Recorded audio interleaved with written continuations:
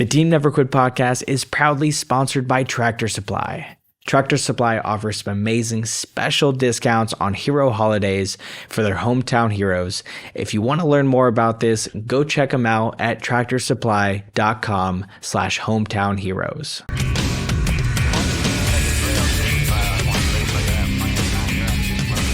Ladies and gentlemen, welcome back to another episode of the Team Never Quit podcast. As always, thank you guys so much for listening and watching, and please don't forget to hit that like and subscribe button wherever you're getting this show. So today, before we get into our really special guest, let's kick it off with our weekly Patreon question. And this week, if your pet had a job, what do you think he's getting hired for? Oh my gosh. Pet had a job. I mean, if it's Ranger, sleeping. He would do sleep studies or something. He just sleeps and snores. He sleeps laying on his back with his legs in the air. He is the most relaxed Labrador I've ever come across. Yeah. And Eden, I feel like, would be a personal assistant because she's always there, like right by you, just wanting to know what you're doing. A personal assistant would be a good one. Yeah. Personal trainer. Or a personal trainer, yeah. Yeah. If Riggs was still alive, he'd be a school teacher. Yeah. Oh, Riggsy. I could already see it. Glasses, nice professor. professor. The Vaseline on the end of his nose. Yeah. Yeah. That's all gone, dude. What about you, Doc? Yeah, that's a tough question. I toggle between West Texas and Chicago, so I'm not home that much. I can barely keep a plant alive. I love dogs. If I were to have a dog, I guess the job would be filing a missing persons report because I'd be gone a lot, and the dog would probably think I'm deployed again. Yeah. House sitter. Yeah, house sitter. There you go. That's funny. Yeah, and before I get started, I want to thank you, Hunter and Mel, for having me, and Marcus, thank you. You bet. My team and I bust our tails in West Texas to save as many people as we can, so we don't need to have a lone survivor. So thank you for your service to this country. Man, I've been hearing your name so much lately, and then Governor Perry called up, said that we needed to get you out here. So thank you for coming to do this. Man, I'm excited, actually. I've been looking forward to it. So we'll go ahead and get into it. Let's do it. I like to get into your backstory a little bit, where you came from. Our listeners like to hear about that because your list of accolades, which we'll read them off. I usually don't do that, but you got so many of them, I think, that our people and our team should hear that. But just to familiarize ourselves with you, where were you born? So I was born in Ann Arbor, Michigan. My parents came in the 1960s from Calcutta, India. My dad received a scholarship for getting his master's in civil engineering. So my mom and dad got on a plane, and they were looking for somewhere tropical, vibrant, lots of people, 103 degrees like Calcutta. So naturally they landed in North Dakota. Very tropical. Freezing Very snow. tropical people there. My mom's in like a sari and open-toed sandals, and they start their life. Where the heck am I? And then from there they moved to Duluth, Minnesota. Another tropical place. Yeah, as if they need to stick out anymore, you know. And then to Ann Arbor, Michigan, where my sister and I were born. And then we grew up in a suburb of Chicago called Naperville. So we lived in all the the quintessential tropical exotic places in America. Neighborhood in Chicago, like you see on TV. Yeah. The burbs. Burbs. Yeah. And what'd your mom do? So my mom worked in a bank, and as a child, I remember her being home. She raised us and later started working in a bank. And my dad was a civil engineer. And you said you had a sibling, a sister? I have a younger sister. Yeah. What does she do? She's a superstar of the family. She's really? Compared to you? Oh, yeah. I am definitely the black sheep of the family. She's I can't wait to hear this. Brilliant. She's What brilliant. does she do? And, she has an amazing story. She's done all sorts of things. And it's been great as an older brother watching her just kind of evolve. And, you know, as a student in junior high, I'd say my parents were a bit worried about her. You know, like Asian Indian parents are very focused on academics. And, you know, she would come back and say, you know, and I was the same way. It's like, I got straight A's and a B and a C and 2 other C's. I'm like, that's not straight A's, And, but then she ended up like just kind of clicking, finished well in high school, got into Northwestern, which is the top school in journalism in the United States, at Medill School of Journalism. She finished valedictorian of that school. I remember her doing internships. She was doing amazing experiences like interviewing Ricky Martin when he was famous, and funny. Hulk Hogan, my 5-foot-tall sister with Hulk Hogan, and God, we just lost him too. Yeah, we just lost him, and then she ended up, doing some work with the government, which I don't know which I'm allowed to talk about, but some pretty high intel work. I think she got to fly on Air Force One. We were getting hand-signed cards from George Bush and Condoleezza Rice with the work she was doing with when our Love nation after Condoleezza. September. Yeah. Awesome lady. And then on top of that, like, she didn't tell anyone. I think she's one of those people who's so smart, she just skips around and does different things. Doesn't tell anyone, gets into Harvard Business School, gets her MBA there. Then she gets a congressional fellowship. She helped kind of write the Senate finance bill with Senator Baucus, and then she ended up becoming a partner at a venture capital firm, and then becomes a CEO of one of the companies, and then that company exited. So now she's just kind of chilling, and it's like just Gotta feel like a loser. next level smart. Yeah, me too, man. You know what I mean? It's like next level smart. And a lot of my business success has been because of her, like her MBA and her teaching me. And Y'all get along pretty good? she's yeah, we get along great. She's a CEO, but sometimes she's like CEO of my chaos, So it's like she's awesome. Oh, I love that. Yeah. So, what got you interested in the military? I get asked this a lot, and I don't know if there's like a one moment which got me interested in the military, but I do remember this pervasive growing up and hearing these amazing stories. After my high school, I got real lucky. I got into a program at Northwestern University. So you got picked up from med school right after high school. Yeah, it's a combined program where right after high school, You think luck has something to do with that? I think luck has a lot to do with that. Okay. Yeah, I think. Or you're smart. You're smart, maybe. I think I would. Could have been your sister. It could have been my sister. I mean, yeah.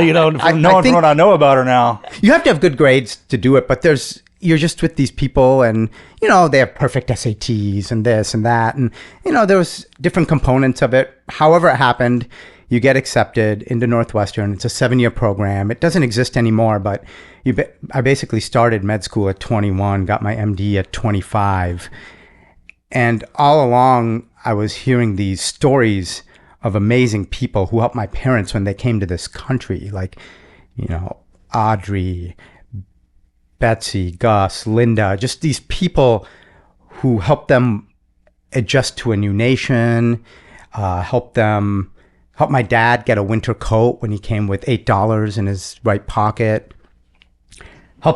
teach them how not to eat a hot dog with a spoon and a knife, like just basic, right? That's a very important thing. Yes, when you come to this nation. And I was raised with the ethos that you have to kind of pay it forward. The nation that welcomed them gave my sister and I the opportunities we have. So that was subconsciously always there. And then on top of that, I wanted to do emergency medicine. I'm an emergency medicine physician. So I think the birth of the field is out of the Korean War. The whole specialty of emergency medicine, the training is incredible, the top training programs in the nation, and you get different elements of training. So that appealed to me. It was a good career move. And is that why you picked medicine too? To back it up a little bit? Well, the medicine journey came earlier because I got accepted out of high school. Yeah, I know, so but I made that decision. But the military your came dad's later. an engineer, so you just said, like, I want to be a doctor one day? I went through all of the phases, right? Like fireman, mailman, everything. And growing up, I wasn't like, when you're a kid, who likes doing homework and studying, right? Like, you'd rather ride your BMX bike. I was in the Cub Scouts for a bit, playing with my friends, maybe around 4th grade-ish. little bit of trouble in the sense that maybe you'd skip some school in the morning and go play with your friends and never make it to school and that sort of thing. And I remember sitting with my dad and asking him, okay, what can I do where I don't have to study? What kind of career can I do? And I remember watching, the mailman go by, and the mailman, I'm like, I could do that.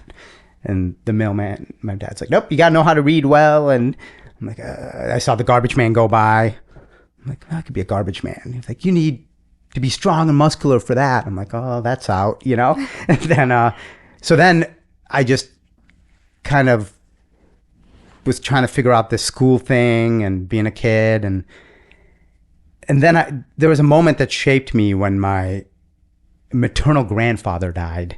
And I think that happens to everybody. Like there's, whoever's listening to this podcast, thank you for listening. There's things that are just tragic and sad, and they shape you later and you don't realize it at the time. But, I saw the sadness with my mom. I saw, back then he was in India and the normal heart attack therapies hadn't come through yet, like opening up blood vessels.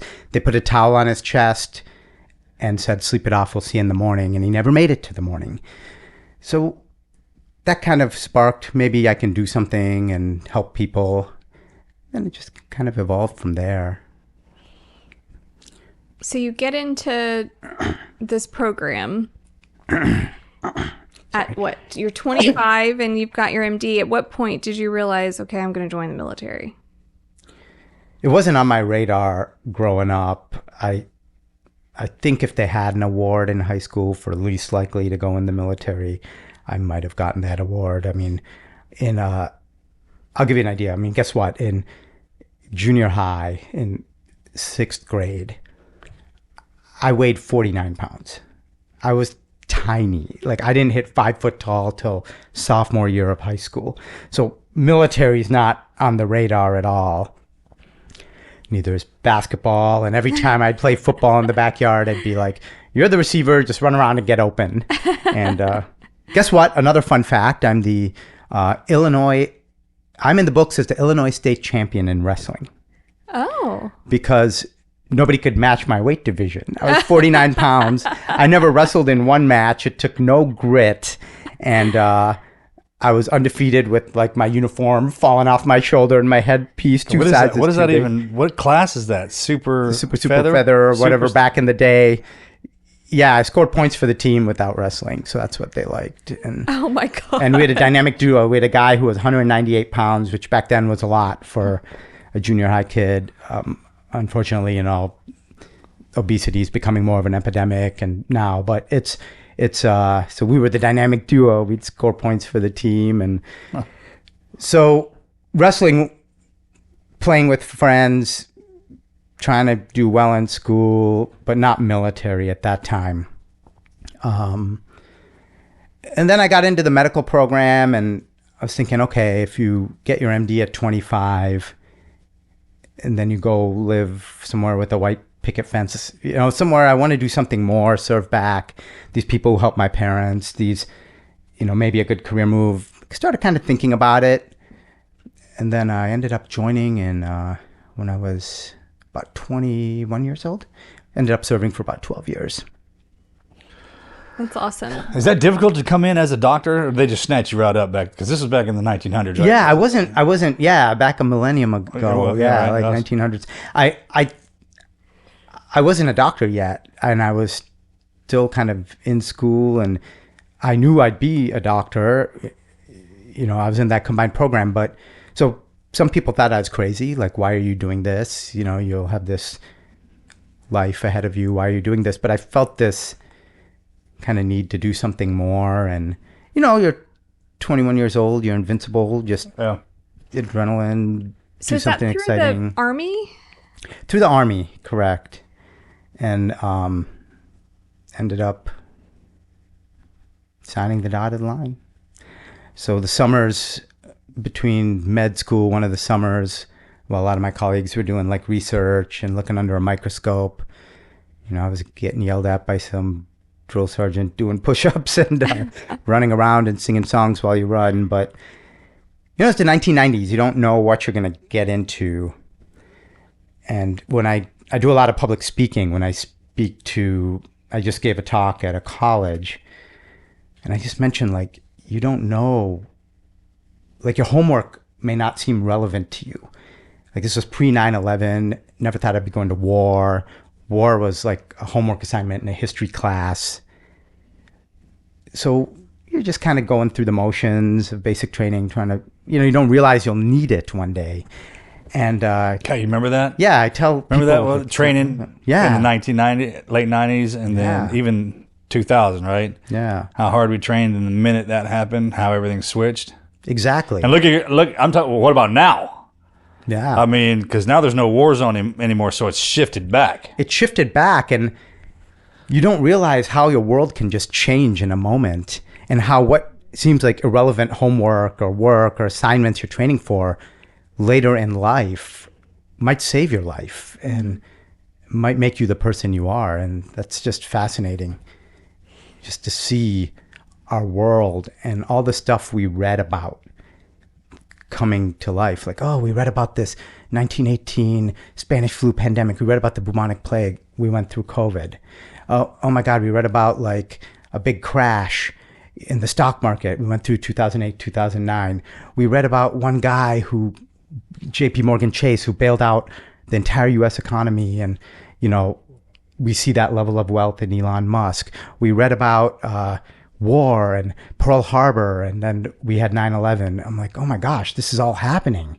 And, combat, and now we saw combat, and it's just fascinating. And now, we read about the Industrial Revolution, and now we're seeing AI staring us in the face and the changes that's going to bring. Everything we've kind of studied in books is happening. It's fascinating. They're repeating itself. Where were you for 9/11? 9/11, I was in Fort Hood. You're in the hood. I was in the hood. Good for you, Great man. place. Yeah, bro. Shout out to First Cav, Black Knights, Fort Hood, Darnell Army Hospital, Army Medical Center. Yeah, I mean, I'm doing emergency medicine, and then all of a sudden, bam, next day, lockdown. You watch these towers go down, and you're like, we're going to war. And it just wasn't real until then. I mean, Where was your first deployment? it was Iraq. I had one deployment. It was Operation Iraqi Freedom. So you get over there when? I got over there I wasn't the initial wave. The initial wave went in, and I think the way it was supposed to go, the 4th ID and the 1st Cav were out of Fort Hood, and the 4th ID went through Kuwait, and the first right. Oh yeah, I remember that. Kuwait up from the south up north. And Hell, I hadn't thought about that in a minute, man. yeah, remember that? And then At naval base. April, right? And then the first Cav was supposed to go out of the north, Turkey, but I think, if I have this correct, Turkey didn't allow U.S. troops. Remember that? Yeah. If you're trying to fly through there, well, it's like, hey, get no fly zone. And I remember that big kind of stink. And then when we came up through that Kuwaiti, flying into Kuwait, that was my first deployment, right? You land in Kuwait. Yeah. You ought to see that place now, I guess, man. Yeah. It's unbelievable. Yeah, I mean, America's arrived when you have pizza spots. And What's up? Walmart, and whatever else is opened And up there. Baskin Robbins, Pizza Hut, and Burger like, King. It wasn't like that when we were there. It's like some dusty tent. Dude. Yeah.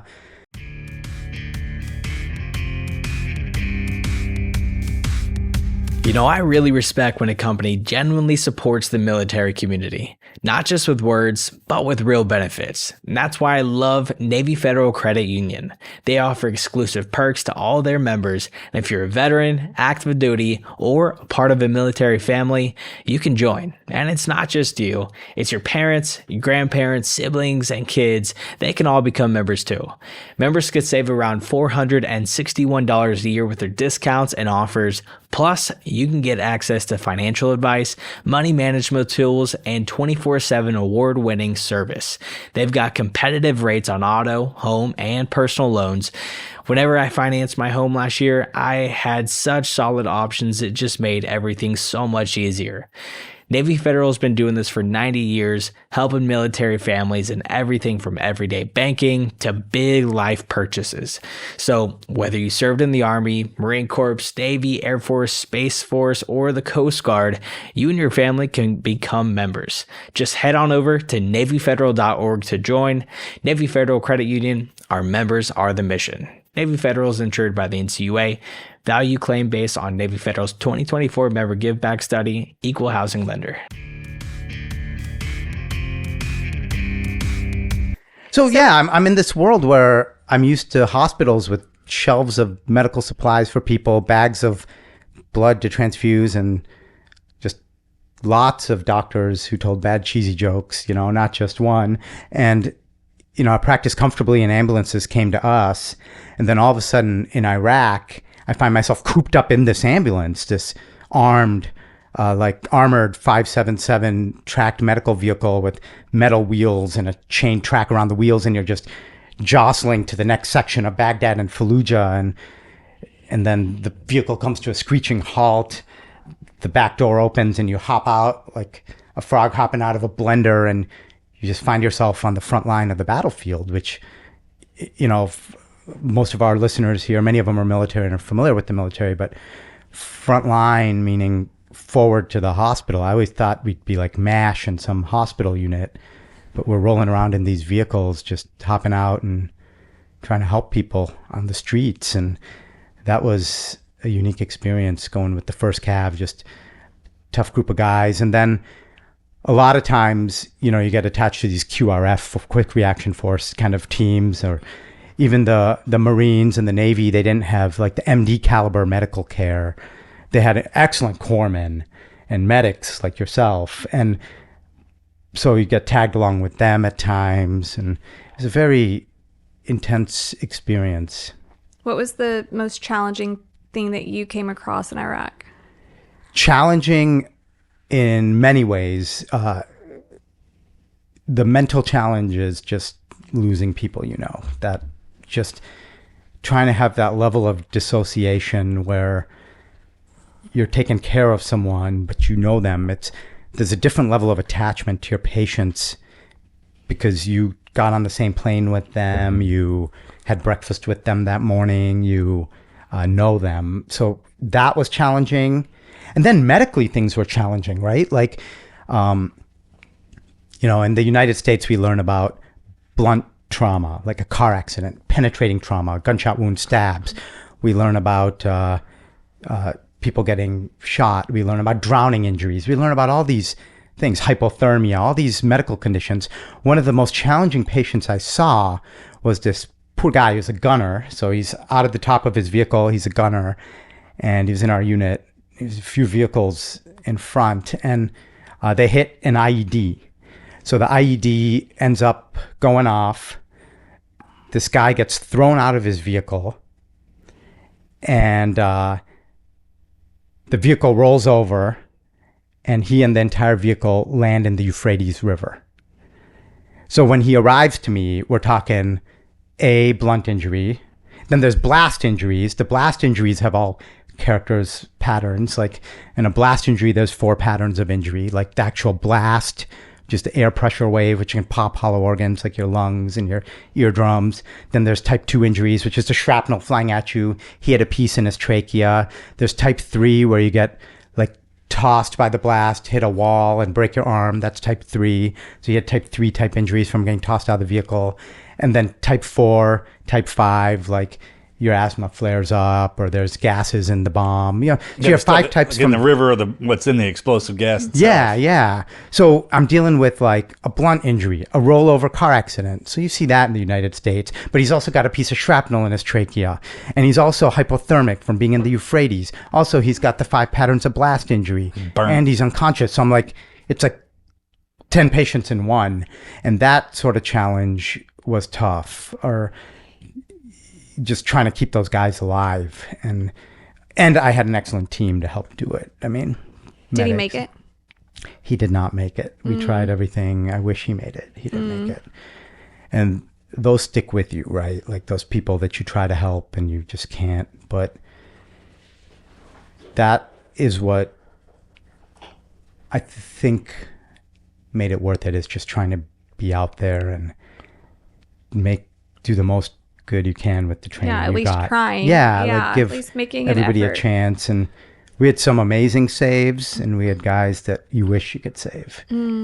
But this one was tough. Can you recall any of the amazing saves? Just one for an example? Yeah, we had an 8-year-old child. We took care of the local Iraqis, life, limb, or eyesight. We took care of women and children there. So, our goal wasn't to just go attack a nation. It was just to help the Iraqi people from a brutal dictator. So this 8-year-old Iraqi child comes in and he's unconscious, and a quick save, right? Like a lot of our medics listening will know, but didn't have breath sounds and was extremely hypotensive. We put a needle in his chest and decompressed his chest. His lung inflated back up. So in a tension pneumo, your lung, if you think of your lung as 2 balloons in your chest wall, the air is accumulating between the balloon, which is collapsing, and the chest wall. So all that air kind of accumulates with each breath but can't get out. That pushes over the structures. So your heart's getting compressed and everything. So all you do is you stick a needle in there, and all of a sudden the air comes out, the lung re-expands, the heart's not as compressed, and he just wakes up. Like, you love saves like that. You love saves where you can stop that bleeding on the front line, and you love saves where you can have someone reunite with their family down the road. Because you have one of the longest deployments on record, right? You were over there for a while. About 15 months. Did you ever grow cold? Did I ever what? Did you ever go cold with it? Like jaded, or just where it didn't cold get or to you? jaded. Yeah. You always normally most physician deployments are maybe 2-3 months with the hospital unit, maybe 6 months. And the longer tours were World War II. They did longer tours. But the difference here was I was attached to the 1st Cavalry Division. So I wasn't attached to a hospital unit. And the 1st Cavalry, the infantry, mechanized infantry guys, they were out there in it. And we were slated for about a 1-year tour. And I was taking care of them. And then whenever we had lulls there, I'd attach on to like a Marine or a Special Forces unit and help there. Or sometimes go back to the combat support hospital. That was Ibn Sina Hospital, which was so awesome. They had like foods and showers, and it was nice. But when we got to the year mark, or a little shy of the year mark, I got to think of my timing there, but the Second Battle of Fallujah came. That was November. So we got extended. That was probably the bloodiest battle since Vietnam, Sioux City. And so I think it's just they needed the help, and you're out there seasoned and have combat experience, so you just try to help as much as you can. Yeah. So I don't know if you had time to get cold. It's more like you just miss it. You miss your family. You want to get back. You don't want to be the wrong person at the wrong place. Like the people who didn't make it weren't worse soldiers. They didn't. What did I do with that? It's just luck. Yeah, it's like, luck, And because we ran into you. Chris Kyle ran into you a couple of times, right? He had our backs, all our backs, like on the rooftops of the Second Battle of Fallujah while we were on the streets trying to help people, and kind of reminds me of that brotherhood, that camaraderie where you don't even necessarily see the people who are protecting you, but you have each other's back.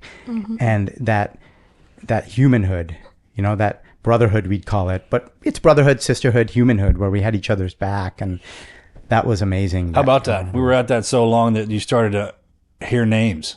He wasn't the American sniper yet. No. You weren't the lone survivor. Yeah, yet, you knew who they were. Same way with the hospitals and the cash units and the med caps. Yeah. Like, hey, is he on duty? Can he go out with us? Right. If my guy gets hurt, we're going here. Yeah. Like, especially if we got lucky enough to get picked up by Hilo. Yeah. Like, bypass a couple and go straight to this one. Yeah.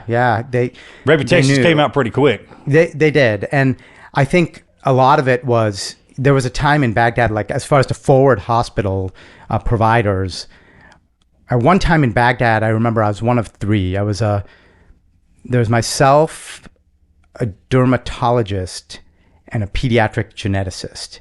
And you see, like, my training was in emergency medicine. I'd seen trauma, blood, guts. I'd worked in busy emergency rooms, including, what was Cook County in Chicago, Northwestern, some of these busy places. And I wanted, like, this dermatologist is now probably the best trauma-trained dermatologist in the world. But I was just like, send them here, and if I have a rash, I'll send them to you. There's some weird rashes out there, like leishmaniasis. I don't even know all these. And then, where'd you get that? Yeah, exactly. So you're like, you take care of that, and you just try to make an impact as much as you can. And we had the backing of the 1st Cav and the 4th ID and all these medics that were incredible. The Navy corpsmen. Anything ever get to you? Any injury ever get to you? In the beginning, or is it? I think within hours of getting there, there were 2 soldiers who came in, and I had to pronounce them dead. They were already dead. My job was just to pronounce them dead, and one was like bisected in half and all this. So you just realize, wow, you are in it now. And no matter how much school and training, it doesn't matter. It's just so different when you're actually in it. And it actually drives me now that I think you have to get tossed into whatever the metaphorical combat zone is, whether you're, learning a foreign language, just get tossed into Mexico to learn Spanish, or whether you're learning swimming with the appropriate guidance, don't drown, you just jump in the pool, and that's how you learn. And in a business, you got to just jump in and just learn. And medicine, you just got to jump in and learn. And it's intimidating, it's scary, it's sad, but that's how you get that shell and you get that experience. And I wonder if that boils down to the individual too. It's like, do I learn the language first in school and then go do my immersion training, or do I go out, do my immersion training, and then come back and learn how to actually read and write it out, what I know already? Yeah. Same way with the combat scenarios too, right? And you can't prepare no matter what. Not at all. I guess that's how you know when it's getting hammered home. Yeah. When you're in the mill. And the multiple mass casualty situations are challenging because here you have like thousands of people. I remember one of the days, it's a religious holiday, thousands of people on the roads marching, the faithful, the hopeful, the committed, really, they're marching down the road. And in that group are a dozen men strapped with bombs. And then nobody knows their terrible plan. Boom! Dust all over, the dust settles, and I look, and there's just bodies everywhere, people on the ground, and only physician on the scene, handful of medics, who can you save and how do you save them, and making those decisions. But one of my take-home points from that day was, it drives me in everything I do now, is thank God I took the time to save train the medics, and we trained all those medics, and those medics went out, the 18 Deltas, the others, they went out and they were tying tourniquets, they were doing airway devices, and these are slow motion moments, like light bulb moments, like you just remember them, and you just remember someone saving someone there, another medic saving someone there, because you can't get to everybody. There's like dozens and dozens of people. Mm-hmm. And it taught me the important lesson of multiplying yourself. You have to you can't take care of everyone, but by training my medics, I'd multiplied myself. And you can do that in any business, in any organization, in teaching, by teaching other physicians, other nurses, medics. Like, we all have the power to multiply our unique skill set and help more people with it whenever that comes. And that really drives me. It drives me in my teaching mission, it drives me in my business mission, and it drives me even a little bit if I get some media. Like, you can teach someone, one-on-one at the bedside, but if you can teach it to groups of people, maybe as Americans, we all get healthier. Yeah, there ought to be a public service announcement on TV every evening after the news. Like, this is what you do if this happens. Yeah. That was some of the best training when you would let us stay in there. Like, once we delivered. Yeah. Because then we could even watching you do something is very beneficial. But then the good docs would be like, hey, come over here.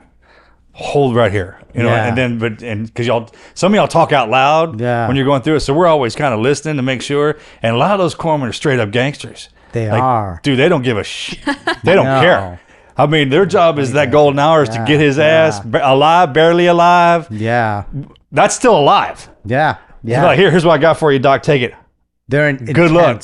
They don't care. It's awesome to watch. Care. Yeah, some of them get after it. And it's amazing because people would come up and they would say, Doc, you saved that patient's life. But the reality of it was it took like the corpsman, the medic, it took the person carrying the stretcher, it took the person who flew the helicopter. Yeah, them guys never get any credit. Yeah, and those took the freaking person those helo pilots, medcap. Oh man, they don't give a freaking. Yeah, and the people who filled the fuel on that helicopter, all those people, the air traffic controllers. That gets overlooked. Yeah, they get overlooked, man. So and they'll drop that thing in the middle of a gunfight. Yeah. And it's this floating target, right when that thing's starting to yaw and land, and you're sitting there trying to wait, and that's the scariest time. Yeah, the engineers, like, we can't get across there. They build a bridge in an hour. Like, just these people. And I think that's just such a huge point. Like, wherever you work, you may not have that frontline perspective of the lives you're saving or whatever you're doing. But, like, you may be further down the chain, filling the fuel on the helicopter or the air traffic controller that nobody knows, but their job's so hugely important. But everybody's serving in some way. Yeah. And that, improves our nation. It improves everything. And I wish everybody could see that. Could see the impact they make as it trickles forward. Yeah, I heard it said one time, it's like, it doesn't matter what you do. It's like, if you pump gas, like, I'm going to pump gas better than any person on the earth. My gas pump is going to be spotless. Exactly. And I'm going to fill that tank up all the way to the rim and then polish that thing off. It's like, you're going to want to come to me to get fuel. You run out of gas in Fallujah, it's not a pretty situation. Nothing is over there, man. It's a freaking nightmare. I can't believe we even got that done. Exactly. And then, I wish that we could take that camaraderie, that team effort of the military and apply it to our nation now, which when we look, it looks like such a divided nation, toxic politics. You're just talking to folks and, you might be on a mission with them in the corporate world, but, you just can't get along. You view things so differently. You're on the opposite team. But in Fallujah or in Baghdad or in Afghanistan, you come together. You might not agree on everything. You come together, you get the mission done. And, even if you don't agree on everything, at the end of the day, we have time for that. Yeah. You don't have time for that crap. You don't have time for that crap. And then you can come together at the end of the day and still have a beer. And we couldn't have a beer there. It's like, an invisible force that reminded you we didn't have time for that crap. Exactly. It was always there. There's a common enemy. Man. The enemy wasn't each other. Politicians, man, they screw everything up. They argue in front of us, like in front of the kids, and then so it rolls downhill. They need to grow up there and fix that part, because that's kind of shameful. But we didn't have that in combat. And I think combat gets rid of that crap. I think it's great that America can. I'm looking at pendulum. You have one side that's, trying to change things, looking forward. And one side that's conserving things and wanting to keep things. And I think it's good that there are two sides and we listen, but it's not a zero-sum game where one side wins and another loses. I think when they come back and they smash into each other. Yeah, we can like just kind of come together and help everybody, Mm-hmm.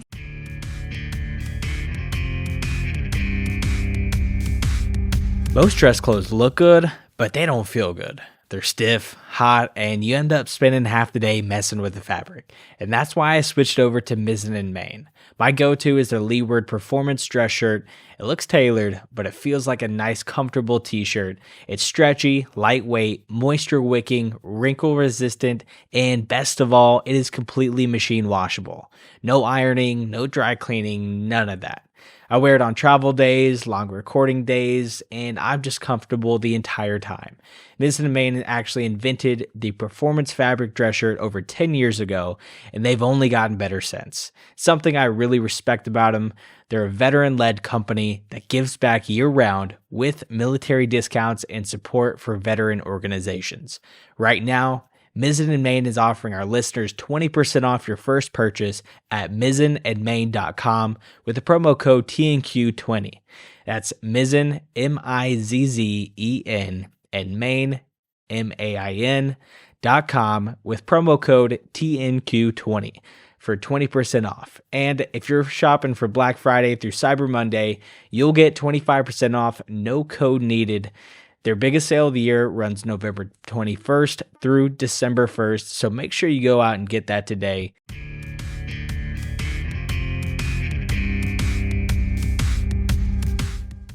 think it's doable. So when you came back from the military and you transitioned out, where did you get placed? What city were you working in? Sure. Came back to Fort Hood. So we landed in Fort Hood.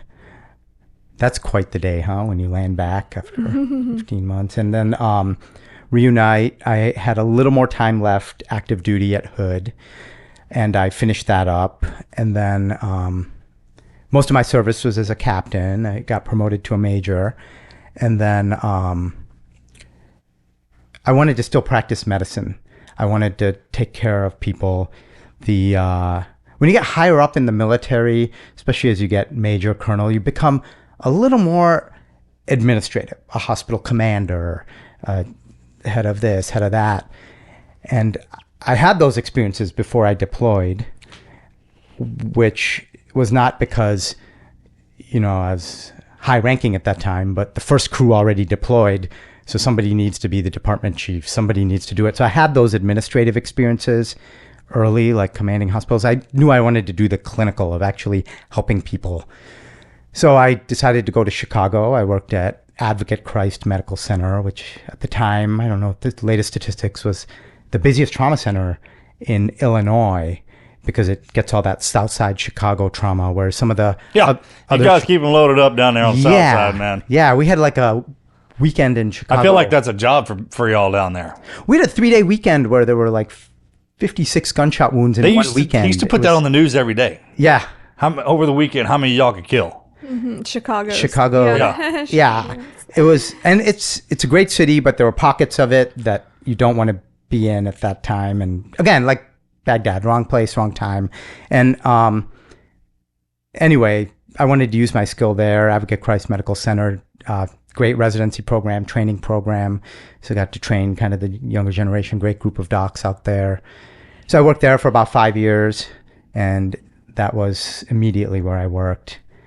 Nice. And then starting up some of the businesses I own and just kind of getting at it. What businesses are those? Do you want to talk about any of them? Sure. I think what drives me is trying to solve problems. So one by one, my heart is in The Battle Continues, which I wore the t-shirt. The Battle Continues. It's a nonprofit charity that helps injured veterans. I'm particularly proud about it. It's 501c3 because 100% of the donated dollars go directly to an injured veteran, not to overhead, not to marketing, nothing. If somebody donates $26, all $26 go to an injured veteran. So that kind of drives me. I cover the overhead with my public speaking. I do a lot of public speaking at corporations, done Ernst Young, Discover, colleges, all sorts. So that's one kind of business arm there. The public speaking is usually leadership under pressure. How to take... That's what they pull you in for, right? Yeah, like the high stress situations of combat or the emergency room, and how do you custom tailor that to the audience? Because those are two different things, and those are really, really intense, and you've combined them. Combine them and then custom tailor them, because many of the audience will never go to combat, or they won't be in medicine, but the lessons are the same, though. Yeah. Yeah, so it's like... Ain't it funny what you can pull out of that? What you can pull out of that, and I know you do a lot of speaking, so that's kind of one... Well, that's where I learned leadership, and that suck. Yeah. Like, it's a great teacher. Yeah, it is. If you can remember that, now don't take the situation and the reality of what happened. Take your lesson you learned out of it. Right. Someone told me that's what wisdom is. And because I would take the situation, I'd hold on to it like some freaking weighted vest. Right. Like, man, this is what I learned. But I could feel that. And then once I learned to get rid of that, the situation, as it was just like some kind of training scenario that I went through to pull this out, man, it felt so much better. Right. I think it's, again, just being on that front line and experiencing it. That's where the wisdom does come from. Because you keep doing it. You got pushed out to Odessa. I did, yeah. I'm in West Texas now. Tell me about that. Great people. It's well, I mean... That's where our money comes from. Yeah, it's the oil. Right? The oil producing centers of the United States. I know. I guess, my dad started in North Dakota. That's oil producing. And here, What'd you call it? Tropical paradise. Tropical paradise, yeah, the desert. So is Odessa. yeah, deserts of Iraq to deserts of West Texas, and yeah, a lot of oil field injuries. The speed limits are 85 miles an hour in some of the Texas highways, car accidents. Unfortunately, there are stabbings and gunshot wounds there. So a good experience as far as trying to help people medically and make an impact and multiplying yourself, and working with excellent teams at Odessa Fire Rescue and all the first responders who I have the honor of working with. And they're a bunch of badasses out there. Yeah, they just got to practice medicine with what they got. Our hospital system, Medical Center Hospital in West Texas in Odessa, is actually a referral center for 19 counties. So, and it's the highest level trauma center for 38,000 square miles. So to put that in perspective, that's the size of the entire state of Maine, or the entire country of Portugal, if you're feeling international. It's huge, like, coverage. So providing care in all those areas, and you have life flight that goes out that far? Yeah, we get aero care and some of the flights that come and fly patients. I didn't know that. Or transfer patients to other places. So it's just trying to coordinate someone collapsing in their bedroom or in their shower all the way to a center to get them the specialized care they need. And then I've worked in hospitals like Pecos County Memorial Hospital and Winkler and a town called Kermit. Sometimes in these smaller ones, you're the only physician in the entire hospital. So you need a urologist, you need an OBGYN, you need a surgeon, urologist. You're that guy, and you just got to get it done in a town that might have a few thousand people. So these guys are my heroes, like the people who do it on the front lines. And so what do you tell yourself every day when you get up to go in there? Get up to go to the emergency room? Yeah, to keep doing this. Just because you never came off deployment, bro. That's kind of like you keep getting after it. Well, I mean, you just trying to keep that mission in mind and just keep trying to do it. And I think a lot of it's like the military, where you have the amazing people you work with, and that keeps you going. And then you train, you push yourself beyond your limits, training physically, mentally, emotionally, so that you can stay strong in those moments. And I think that helps. So, because you got a TV show following you around now. There is, yeah. What do they call you? Well, it's called The Desert Doc. I'd be honored if anybody watches it. It's on Prime Video, Amazon Prime. It's in the United. The first episode will grab you. Yeah, if you can handle the first and second episodes as far as the blood and the guts, you'll get through the rest. It's 12 episodes. It's on Amazon Prime, United States, United Kingdom. It's 25 minutes an episode, so it's a quick watch, quick binge, and they follow around in the emergency room, and you get to see the actual patients consented. It's not reenacted. The patients actually consented. They pulled footage from Iraq, and they have footage from, Mexico, to quaint villages where we've gone and provided care, from Calcutta, India, the original roots, to Washington, D.C., trying to talk about policy and the opioid epidemic, the emergency room, everywhere. And just the grit and the hard work and the heart and the humor of frontline medicine. And it just covers that. So good for you, Doug, man. You earned that for sure. And you wrote the Cliff Notes version of explain this book. Oh, this book. Yeah, I can grab it. This book is it's called High Yield Emergency Medicine. So this was one attempt to just multiply myself, right? Like if you train, first of all, it's great for bicep curls. Yeah, calf raises. A bit heavy, and it's a great cure for insomnia if you're beat somebody to death with anything. The challenge I found is, and then heal them. Yeah, emergency medicine is challenging because anything and everything comes through the door. You look at all the emergency physicians. American College of Emergency Physicians, American Academy of Emergency Medicine. These people are across the nation seeing people. They're delivering babies, newborn, to the end of life care and keeping people comfortable and everything in between. Gunshot wounds, stabs, infectious disease, heart attacks, everything. So the goal here was to create how do you study that for a board exam? You can't read a whole cardiology book, a whole ear, nose, throat book, a whole gastroenterology book. So it's just kind of trying to make it simple and digestible for board. So that's one of my other businesses is board review. We have studynclex.com for the nurses, nursing review. Another one is drb.ai that I get to work with an amazing team providing visitless prescriptions for people who need easy medicines that they don't, because the challenge I'm seeing in the emergency room is people, they come in broken down because they just can't get a simple medicine. Whether it's gout medicine, birth control, or any other medicine, a refill, they can't get those medicines. And then they come in broken down because they have to pay a $300 copay or a deductible. So what we created at drb.ai is you pay $15, you get a consultation, go through an algorithm, and if we can safely get that prescription to you, it gets mailed to your home or the nearest pharmacy. We're live in 50 states. Then there's like bridgemyreturn.com, which is helping veterans get jobs, like guys who come back and they were gunners.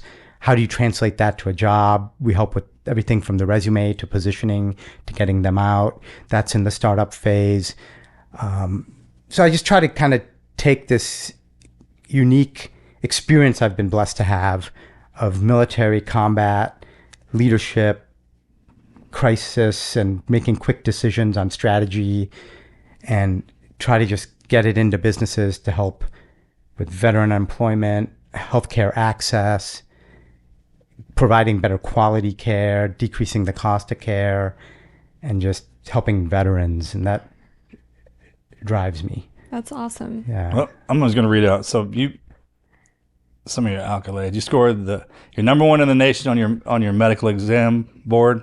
You scored the top on the national score on the Army physical fitness test. So much for being 45 pounds when you were in junior high. Yeah. Right? You freaking did that. You got a Bronze Star, recognized by CNN as a CNN hero. You're one of the leading physicians in the world. Your longest combat tour since World War II. And then this is my favorite one. You treated Saddam Hussein. Correct. What was that? Whoa. Okay. When they jerked him out of that hole, that's a big deal. Yeah. When they were like, hey man, you're going to go in and get eyes on this dude. What was that like? It was a surreal experience, but I think it's like a lot of the things in the military, you just go through these, you do your duty, you do what you're supposed to do, and maybe later you have time to think about it. What was his attitude like? That just happened. In Chicago, practicing at some of the most intense neighborhoods, and you're seeing like tough gang members, and you're ready for anything. You're ready to sedate a patient. You're ready to restrain them, whatever you need to do to provide that medical care while keeping them safe. And I think at that time we were ready. We were ready to sedate him. We were ready to restrain him. But the need never came for that. He was more cooperative than I thought.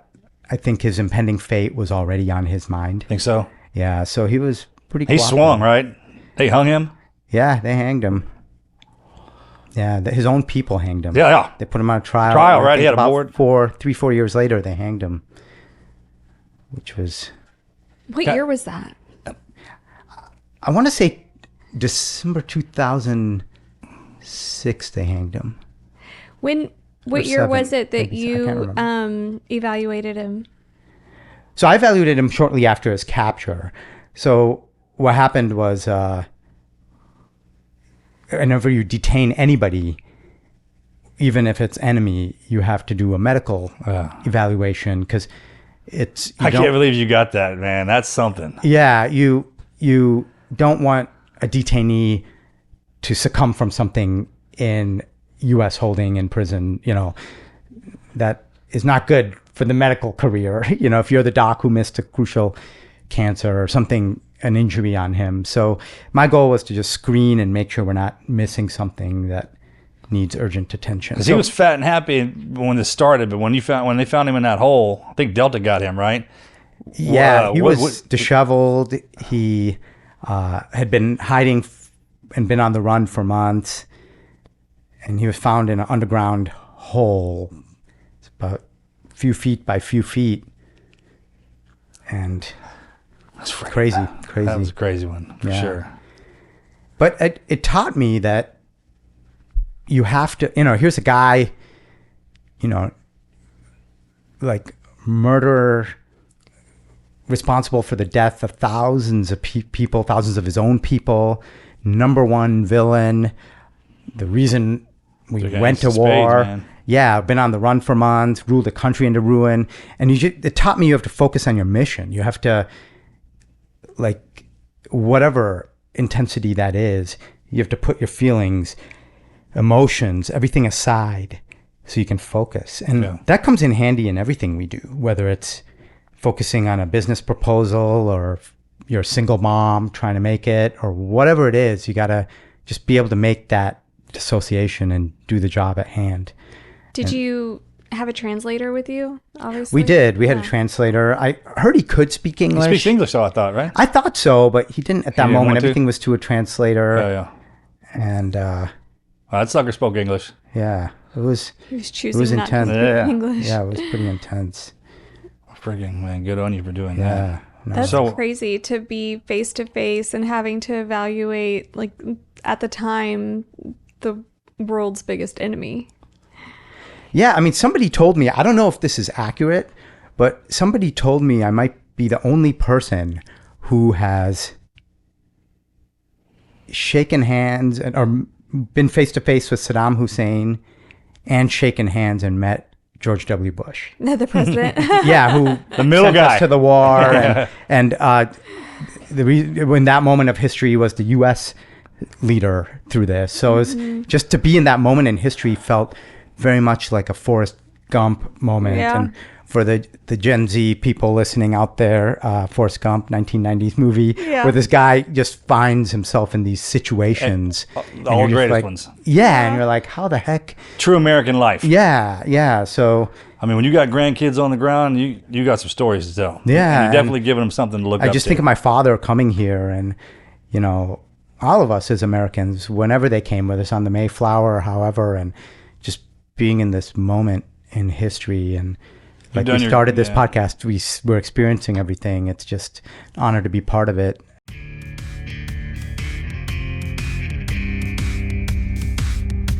We rely on Tractor Supply for a whole lot of things. Feed, gear, last minute runs, and one thing I've always noticed is how much they care for the people in their community, and that includes the folks who serve. That's why they created the Hometown Heroes program, honoring veterans, active duty military, first responders, and the families who support them. Not with talk, but with real benefits. When you join the Neighbors Club and verify your hero status through ID.me, everything kicks in automatically. 2% back on every purchase, free trailer rentals twice a quarter, free same-day delivery twice a quarter, a quarterly 5% off coupon, and special savings on hero holidays like Veterans Day, First Responders Day, 4th of July, all of them. I see those heroes in Tractor Supply all the time, my dad included, picking up what they need, helping their neighbors, and just getting things done. And I love that this program gives something meaningful back to them. If you or someone you love is a hometown hero, go head on over to tractorsupply.com/hometownheroes to sign up. That's tractorsupply.com/hometownheroes. Tractor Supply, standing behind the people who stand for us.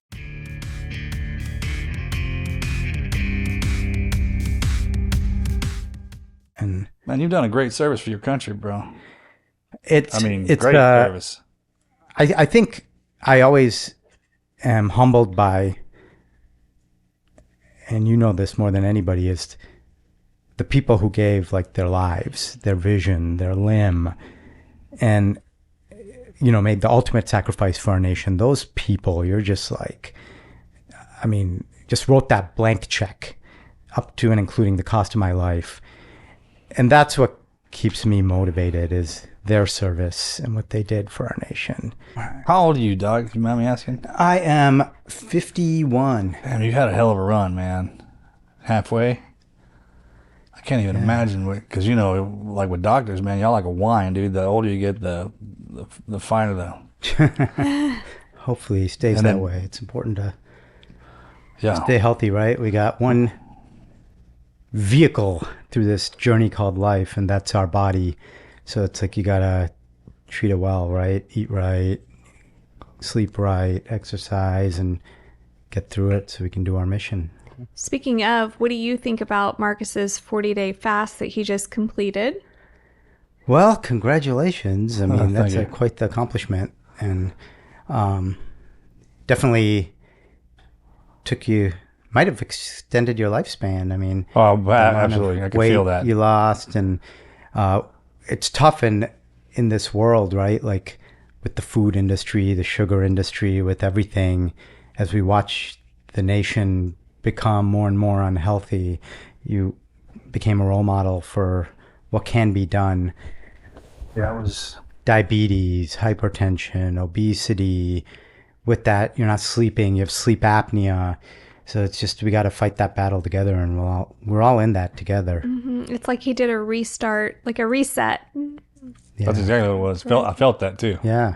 I mean, I worked out and did what you're supposed to do, man, but I just abused the crap out of it. Just drove it hard. I guess not abuse, right? Yeah. Abuse is something different. Well, you got that next level toughness that you could pull that off and do it. That changed the way I thought. Yeah. Every one of those gauntlets that we go through that gives you that upgrade into that mental state. This is one of them. You talked a little bit about your interest in the opioid epidemic in the country, and that you've talked to policymakers about it. What's your thought on Ibogaine? Ibogaine, interesting. I am following this keenly. I think it's... I'm really excited about the potential for this. Because it can change the opioid epidemic. Right. We still need opioids when someone gets hurt, when they have a surgery. There's use for it. Right. But if someone gets addicted, there is essentially a cure for that. Right. So... Yeah, and what I'm seeing in the emergency room on the front lines is back in, I'd say, the 90s, we were told you're a bad doctor if you do not treat pain. Pain is a vital sign. Heart rate, blood pressure, respiratory rate, your oxygen saturation, temperature, and pain. So if somebody has pain, you have to treat it. So physicians across the country, myself included, all of us, we were told, hydrocodones for ankle sprains, this, that. And then what happened is we stopped doing that. And then people became addicted. They needed that opioid. So then they turned to stronger drugs like heroin, because they just need that. The withdrawal from opioids is miserable. So they go to heroin, and then subsequently heroin gets substituted by fentanyl. So what we have right now in our country is a fentanyl epidemic. Fentanyl, hundreds of times stronger than morphine, like little grains of it, and you just stop breathing and can die from it.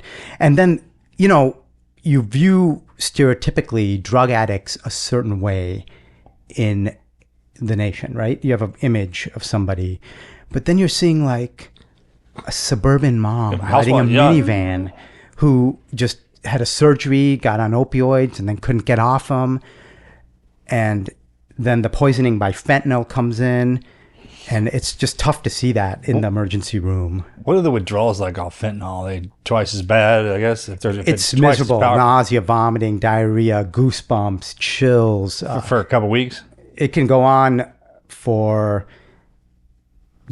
hours. The first hours to days are the most intense. And then eventually, if you're weeks down the road, you've probably... Well, I know with opioid withdrawals, because Marcus was addicted after surgeries. He never was, just addicted for no reason, for fun. It'd be after a surgery. It was always after a surgery. Then I'd get on him. Yeah. He would become addicted, and then he would try to detox himself without any help. Freaking cold turkey. I go up to the ranch, make everybody leave. Right. It was awful. I would literally walk through the night. I'd get in the shower till the water went cold. For whatever reason, hot water takes it away. Like I just stand, I couldn't feel it. It took those chills away. Took the chills away. Yeah. And then I'd walk. I'd just start walking for days. God, it sucked, man. Yeah. Those things. And as strong as I am mentally, it's the one thing I know that I have. I couldn't imagine some regular person trying to get off that stuff because it talks to you. It's like, hey man, and it talks your body down. Gives to you the cellular phantom level. pains. Like if it wants something, then it'll generate these phantom pains, and you're like, man, I guess I gotta have this. You kind of tell yourself that, right? And then after I'd break through that, I'd wind up getting hurt again, and I'd wind up back down in the OR. But now it's like a tough situation as an emergency physician because we empathize with people's pain. We want to treat their pain. Yeah. But then we see the back end of what can happen if you give opioids in a situation where it may not be helpful or give too many opioids. So we're trying to find that balance as emergency physicians of customizing the treatment for that patient. And that's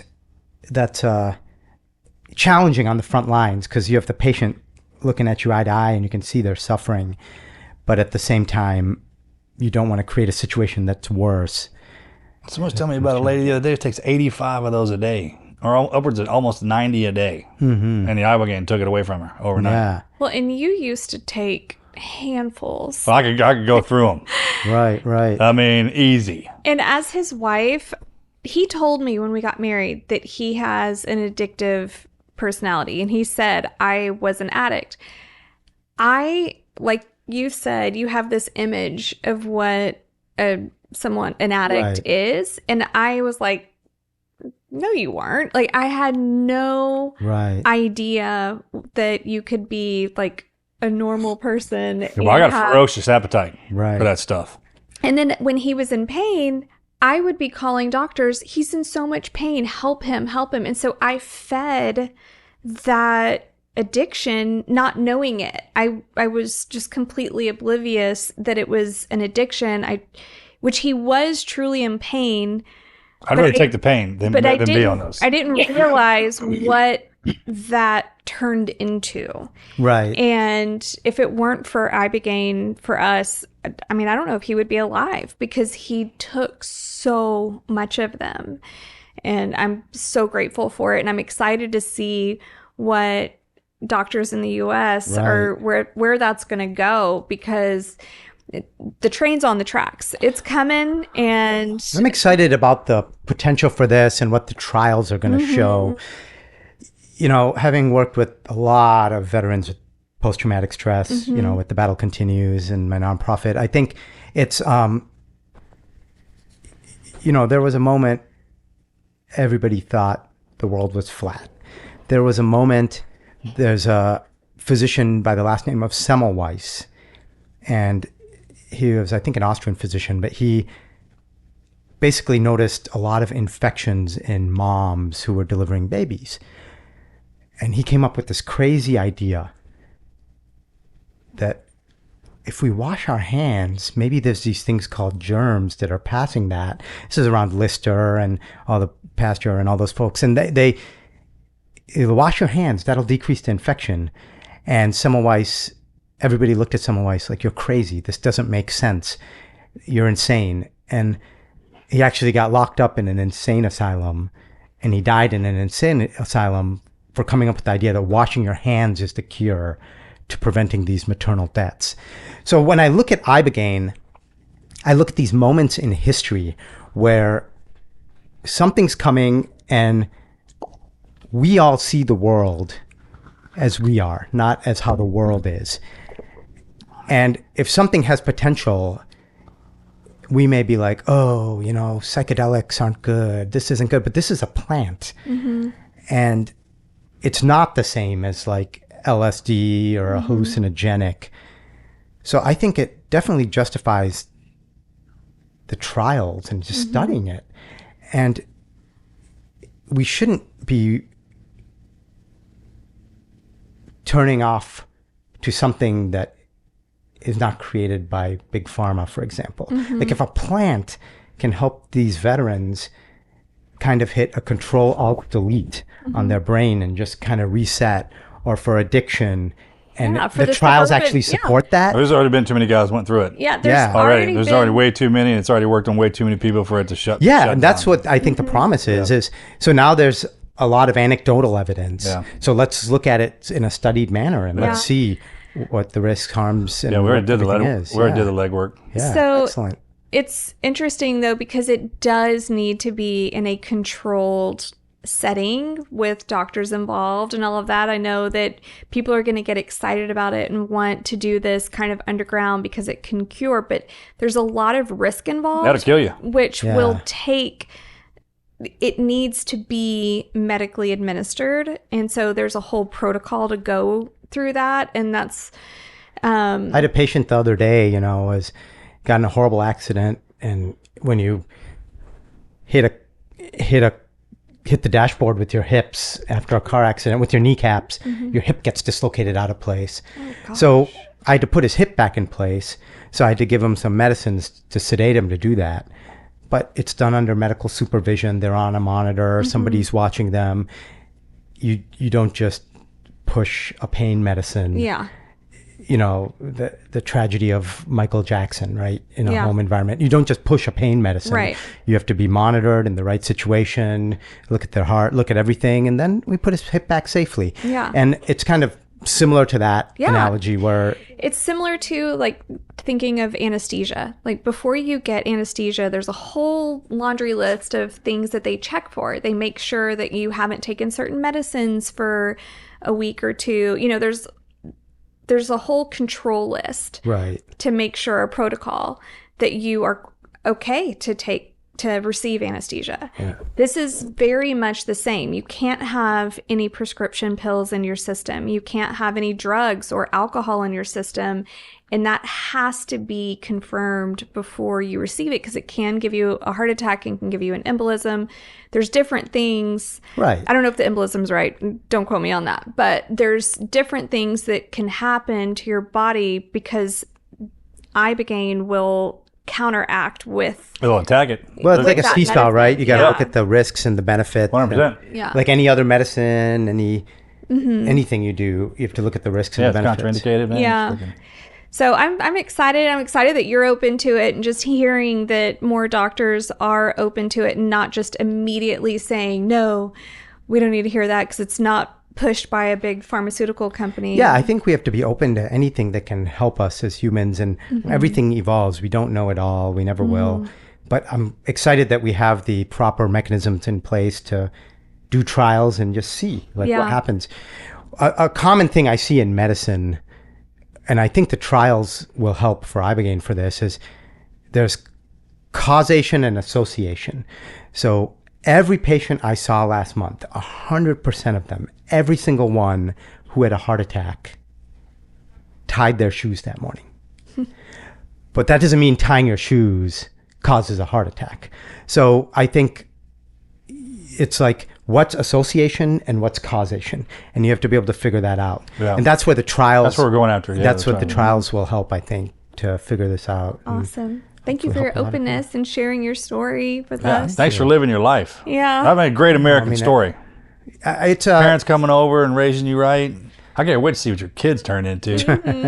it's You said you got a strong wife too. yeah, You guys are she's gonna super strong, Jackie, and she's put down some superhumans. yeah, she's comes from an amazing family. Her dad jumped out of planes in Vietnam, so 101st, and then her grandfather was a prisoner of war in World War II. So she's very pro-veteran and Yeah, that's awesome. helps And your sister's a work from the badass. VA. We got to She's get her working at over the Emory here. healthcare system. Sister's awesome. She has an amazing story. And the final thing I'll say is, like,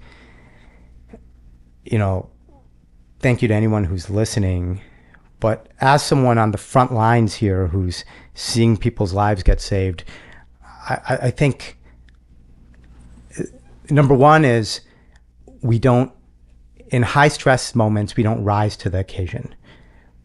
We sink to the level of our training.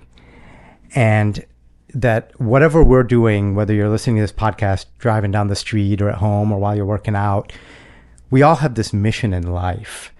And it's somewhere along the chain. And in the end, you're serving, you're helping people, you're impacting people.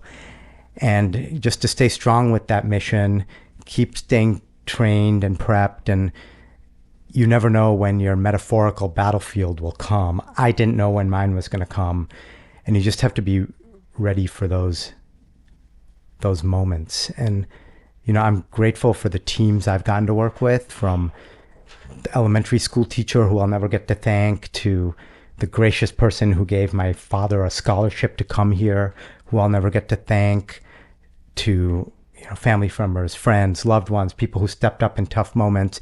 You just think back, and if you can be that for somebody, you can really make an impact in this world. Mm-hmm. And the chain keeps going forward, and the journey keeps going forward, and the battle continues. Yeah, that's awesome. Thanks, Doc. Great job, brother. Thank you. This is the Team Never Quit podcast. So buckle up, Buttercup.